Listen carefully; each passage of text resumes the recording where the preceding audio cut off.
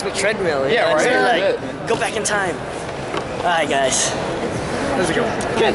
How about you guys? You guys enjoying the con? This is the first time I've been to New York Comic Con, so it's kind of Welcome to New York Comic Con. Yeah. I go to San Diego every year, but this is the first time I've been invited here, so it's cool. It's a little smaller. Yeah, it's fun. I like it. I love New York. Anytime we ever do our premieres here, I'm always like, hey, send me out to New York because I love the city. It's great. So, they ask you a few of the same questions, I guess. Okay. How close to the source material is this movie? Okay, it's not a direct adaptation like I've done with Dark Knight Returns. It's loosely adapted from what Jim Lee and Jeff Johns had done in the original, I think, issues 1 to 6. Mm-hmm. So there are moments that are from the comic, but there's other things that we've kind of changed a little bit, we elaborated on. Of course, we've added Shazam into the mix. But overall, I think it's one of the things where fans who have read the comic will enjoy the film, and fans who've never read the comic might be interested to go back and read the actual original source material. You're saying you replace Shazam with Aquaman with Shazam. Any reason for that? You have to ask Gary for that. The main reason is because we're gonna hopefully, we're planning on having something that's more focused on Aquaman in the future. So. Would that be another Justice League movie with an Aquaman story, or like an Aquaman? I think the way that they wanted, from what I understand, is that they want to use all these Justice League movies as a way to, introduce a character that it's centric on that. Like Flashpoint Paradox was clearly a Flash story, even though the Justice League are in it. It's just mostly for marketing, because people who see Justice League, they're like, oh, Superman, Batman's in it. Oh, I didn't know that now we're focusing on Zatanna or something. And it gives us a kind of more leeway to kind of focus on these characters, give them in the limelight, but also provide the other characters that everybody loves, like Batman, Superman, that kind of stuff. So when you're discussing movies to make, like, do you guys would you pick like Emerald Twilight or like Batman and Son or Batman Last Arkham for an animated feature film? Would you want to make something like that, or how would you go about putting that on the table? I'm not usually involved in those conversations. I'm still lowly on the totem pole, but normally like James Tucker and Mike Carlin and I think Jeff Johns and a couple of the other guys, they all throw out ideas. Home Video has ideas like, why don't we do this? And usually it's always about interest, whether or not that the public will want that storyline. And that's usually what gets done. Like, I'd love to do a Gotham by Gaslight. I'm always pushing for. I mentioned this on the other table, where I want to do one of the movies that I want to do is an Arkham Asylum one, but I want to do it's basically Batman Game of Death, where it's Batman, the asylum's taken over by the inmates, and Batman's fighting his rogues gallery all the way up to the Joker. Like, it's like the video game, but to me, I would just do it. To me, that would be pretty fun. But yeah. So what goes on about movies, the animated movies? Do you guys for we all know the voice actors, but do you guys have a pick in which voice actor to pick? Obviously, would you pick Kevin Conroy for Batman, or would you pick Mark Hamill for Joker, or other characters other voice actors that have been so keen on the role? Do you have a say in who gets picked, or it's just something that... We have a meeting where we talk about all the different actors we'd like to use. Home Video usually lets us know how many actors, stunt casting, like big actors we can use, it's for promotions. I mean, if I had my way, I'd get Kevin Conroy all the time. But here's the thing, sometimes Kevin's busy, so sometimes, or he's not good for the part, or we're using him for something else. And so normally we'd love to use the same actors we use all the time, but other times there's a mandate that, we want you guys to use whatever, some stunt actor. That way, when Comic-Con comes around, they can go around and do some good press. Like Nathan Fillion is a great actor, and Nathan's great because he always wants to play Green Lantern, even though his schedule is so busy. If we call him and say, hey, you want to be Green Lantern, he always tries to jump at the opportunity. So sometimes, though, we've contacted him and he's busy because he's shooting Castle or whatever. So we always have to catch him right in this kind of small window. And all these actors are usually like that. Like, you'd be surprised. Like, you would think why don't you just get so-and-so? And we have contacted them, and the actor's been like, cool, I'm not available till next year. And we're like, we got to start recording you in the next like 2 weeks. So sometimes, like for example, Shamar Moore, who plays Cyborg, I wanted him on Flashpoint originally. He was too busy on Criminal Minds that he could not find a way. So we got Michael B. Jordan, who's also great. And so when this came about again, and it was Cyborg again, I was like, let's try Shamar again. And then Shamar was able to make it fit in his schedule because he's directing now and doing all these things. So it's very busy for him. It's safe to say Cyborg could be the star of this movie. I think it's because you're going to see his origin in it. It's much more ensemble than it was for Flashpoint. Flash was clearly the main one. This one, Cyborg, I think, is the one that the audience can more empathize with, just because you see him as just a regular guy, and then you see him become the hero he eventually does. So he does have more of an arc than the other guys, because Batman shows up and he's Batman. He's cool. There's no Batman arc. There's no, he doesn't fall in love. There's none of that. He's just Batman from beginning to end. He's just badass all the way through. So in that way, I would say Cyborg. It's not Cyborg-centric, but I think he has a good arc in it. Very cool. Was Jeff involved in the script at all, or the story? I think early on, Alan Burnett, who's a script editor, he's the one who contacted Heath Coursing, who ended up doing the screenplay, and I think they all worked together. I don't know Jeff's involvement during the writing process, because when I start, it's usually after the script has been written, and then I take over and then I try to do my adaptation of that. If you could have, because you're an avid comic book reader, you've read the comics. What storylines would you personally like if they told you to pick? What storylines would you want to make into animated feature films? I would do like Gotham by Gaslight is something I always tell people, like let's do Gotham by Gaslight. I would love to do. Kingdom Come would be good, but I don't know if we have the technology to do it, just because it's too hard. Yeah, that's a lot. Like if I did it, it would have to look like it's Alex Ross's watercolors. And and with our turnarounds, people always think, hey, why aren't these 120 minutes or 200 something minutes, like a Pixar film? We don't have 5 years for this. Like I literally am working. We have 1 year turnaround. We have about 4 months of pre-production, and then it gets animated, and then we get it back, and so the movies that you're seeing now, I worked on last year. So it's almost like live action film, where they don't have very much time. They just got to do it and do it fast. And so whenever we do these films, I always try to find a way, like, okay, what can we do in the amount of time that's given? Kingdom Come would be something I'd love, but I don't know if we can do it. Long Halloween I think is pretty cool, but I don't know if we can fit that in 1 or 2 films. The great thing though is that Dark Knight Returns sold really well, parts 1 and 2, that home video is saying like, hey, maybe we can do 2-parters, because the way our production is and the way that we do these films, we only have a finite budget, and we only have enough money to do 76 minutes of animation, because the studio can't do more than that in the time that we give them. I'd love to do 120 minutes, but the animation studio just could not physically do it. So that's why our films are set at 80 minutes long, and it has to stay that way. That's why we can hopefully do parts 1, 2, or more if it sells well. So now that we have the DC live action universe being more open with stuff like Arrow, and now with like Man of Steel, and now World's Finest, and leading up to the Justice League, what are in the animated world? Are we going to try and see more animated adaptations to guys try and build a hype? Are we going to see like something for Captain Marvel solo, or Wonder Woman solo, or Green Lantern, or whoever they're thinking about adding in the movie? But we got 2015 World's Finest. Are we going to see like another animated World's Finest before the animated movies? Do you guys try and make animated movies before the live action to build up hype, or are we just going to? We try to stay separate from the theatrical, just because they don't want it too close. But for ourselves, with the DC Universe animated stuff, we have a particular kind of stories that we want to tell, and hopefully the theatrical guys, it doesn't step on their toes too much. If it does, then they'll let us know, like, that's something that we're maybe going to eventually get to. But for us, it's mostly like, let's do Gotham by Gaslight, or let's do this really cool storyline, and we just do it, and then maybe down the line, the live action guys will see that and be like, hey, it's kind of cool. We'll use that as a basis and kind of use that when they do their version of it. So with War, since it's based on the 52 universe, are we going to see other 52 based, or are we going to go back and forth between the previous DC universe and 52?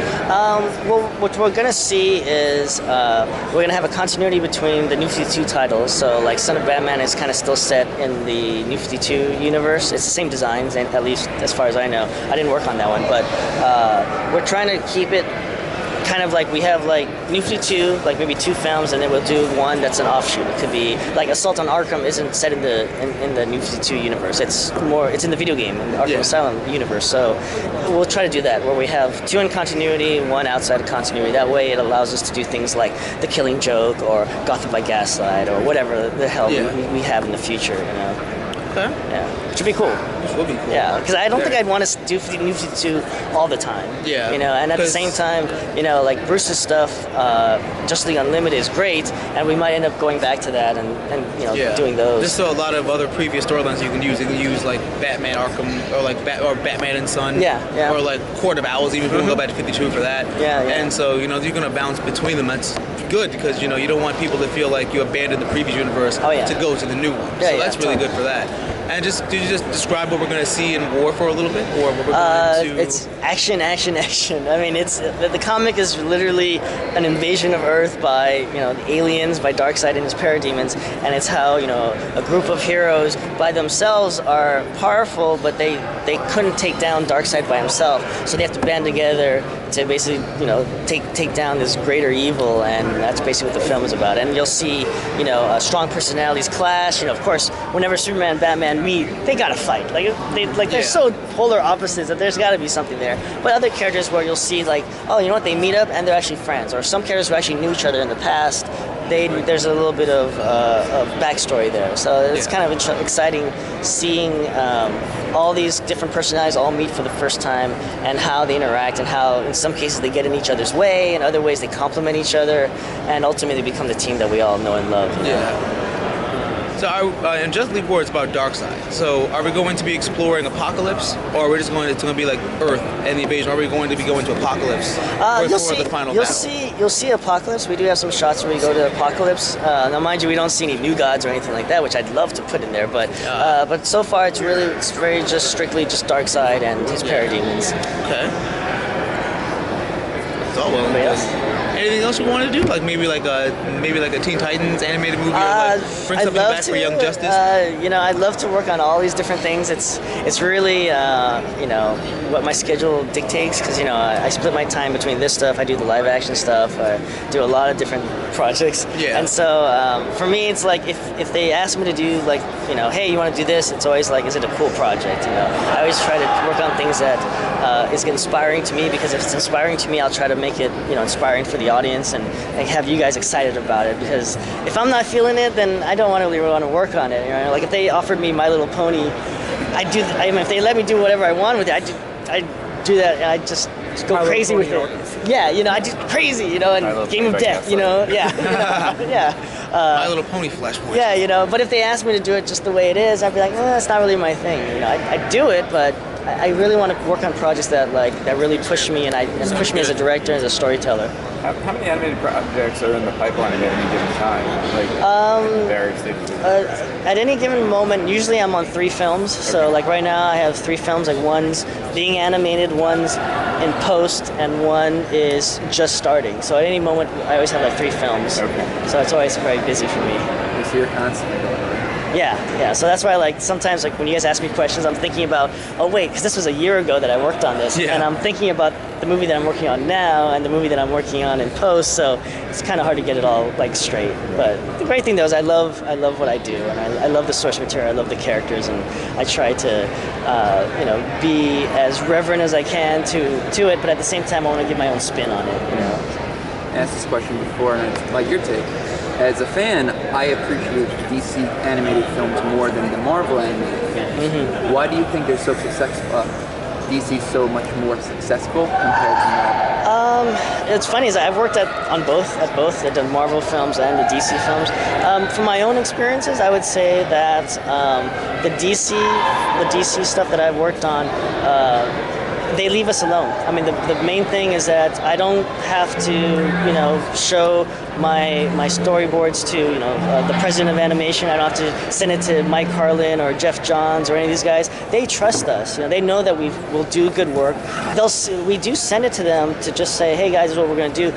But they never get us notes like, hey, wouldn't it be cool if we put Booster Gold in here? Or wouldn't it be? And that's the thing though, is that, like, I think the success that we've had over the years, over the last 20 years, since Bruce's Batman the Animated Series is the fact that for the most part they let us do what we want to do, and they know that we're fans, we understand the source material. They'll have notes every now and then, but for the most part we're kind of left alone. Whereas Marvel, there's a lot of hands in there. Like you can tell with the way the character designs are. Some characters don't seem like they fit with other characters, and there's a lot of kind of problems that they have there. Now, mind you, I haven't worked with them ever since they've been taken over by Disney. Someday I'd love to work for them, but right now I'm enjoying the kind of freedom I have here, because I get to I would never be able to get away with Flashpoint Paradox at Disney. No, never. They would be like, oh, this is too much. And that's the thing for me, I've done TV series and I've done that, but now I'm in these movies and I don't want to direct them like I do a TV series, because you guys are paying $20 for it. It's on the same shelf as Man of Steel and Dark Knight and all these other live action films, the Avengers, and I have to be able to compete with that. I want you guys to be able to be like, hey, this looks like a good film, and then when you guys watch it, even though it's animated, I still want it to hold up with the live action counterparts out there. Balls to the wall action, good storytelling, and as much as I can. I mean, I wish I had $200 million budgets, but then you can put it on the big screen. Yeah, then I do it on the big screen, but that's just the reality of it. And in the meantime, like I said, I'm having fun with this stuff, and I think for comic book fans, this is a great time, because when I was a kid, we didn't have this. I had Super Friends. That's all I had, I had Super Friends, and that was it. And now, what we have now today, it's like I'm in a position that I can do cool stuff, and I feel like I have to deliver to the fans and to myself, because this is what I always wanted to see on the screen as a kid. Cool.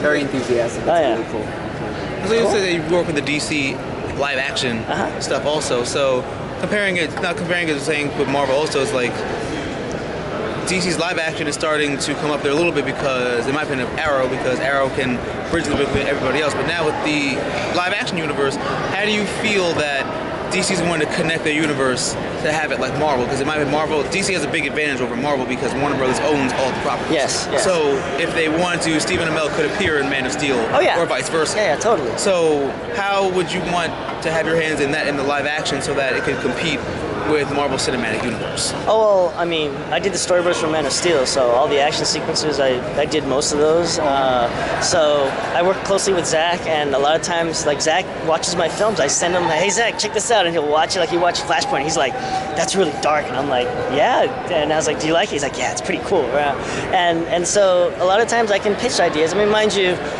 at that point, he's the director and I'm just storyboard artist, but a lot of times I'll be like, hey, we did this in the animated stuff, check this out. And then he'll be like, oh, that's a cool idea. How can we push that? And I will then say, well, I would never do this in the animated version, but I'll try it. Let's do something like that, And so it's great that there's this kind of back and forth now. I can actually just tell Zach and kind of pitch to him hey, we kind of did this, would be cool like that. Now, mind you, I have no say in the story, so whatever screenplay that Goyer's writing, that's what he's going to do, And him and Zach worked closely together, and Nolan, when they were doing Man of Steel, that's their thing. For me, if you'll notice Man of Steel, I told Zach, hey, if you're going to have a fight sequence with, Superman, you got to do a cape throw, because he's got a cape, you got to swing it around and throw it. It's just like a staple. So I put that in the film. But, it's little Easter eggs like that I try to do it where, the stuff that we did with Bruce Timm's Justice League Unlimited and stuff like that fight sequences, the same thing I did with Man of Steel. If you notice, the fight sequences were very like our animated stuff, because I did them all, And so that's the thing, is I want to kind of bridge the fact that even though it's a big budget film and you're doing it with live actors, the characters will still move and fight and the same way we do in the animated stuff. So that's the one thing I always try to push. Are we going to see Green Arrow in any of the animated movies that are on the table right now? So far, I don't think so. I don't think I've seen him. I've seen him before. We've been trying to get Stephen Amell to do voices for us, but I think his schedule is so busy. So I'd love to do some stuff. I did the Green Arrow short that we did. I did the fight choreography at the end, and I did all that. So that was a fun one. So you're being the storyboards, how do you feel is there a little controversy behind the fact that movies like Wonder Woman or like a Green Lantern reboot with Jon Stewart don't get the green light? What is it, because of the story, or because of there's something stopping them from pushing those kind of movies forward? What it comes down to, it's really just whether or not those characters are selling. Like Wonder Woman, we did that DC animated movie Wonder Woman, and which I loved. I worked on it, and it didn't sell well, you know. And I don't. There's a lot of different factors. I think that was when it hit the street theater. It was during the recession, and people didn't want to spend money. And who knows? But I thought it was a fantastic film, and I think if they did a live action version of that, exactly that would be awesome. It has, it has a huge battle at the end. You got all the gods. You got all this kind of really cool storyline. But again, it didn't sell well. So, from a marketing standpoint, the executives were probably like, well, Wonder Woman doesn't sell. And that's true. It's just like these DC animated films, people think that, oh, you know what, I'm just going to go download it. Or, I don't want to spend money. Well, if you're a fan of the property, just buy it. Because if one of my films doesn't sell well, guess what? Then they're going to cut our budgets. They're going to stop making these films.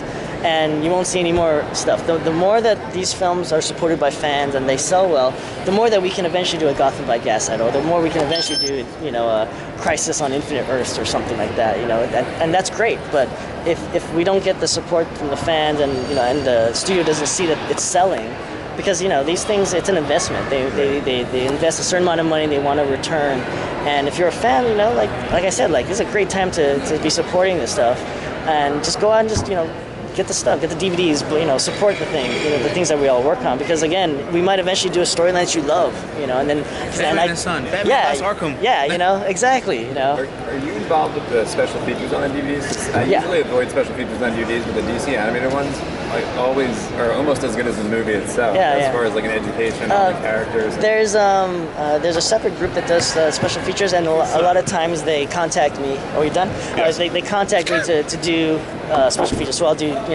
direct commentary, behind the scenes, script to screens kind of stuff. So cool. Thanks for your time. Guys. Thanks, guys. so much. Nice meeting you. Thank you. Thank you. Not a big call in hand. Thanks, guys. Thank you. Thank you.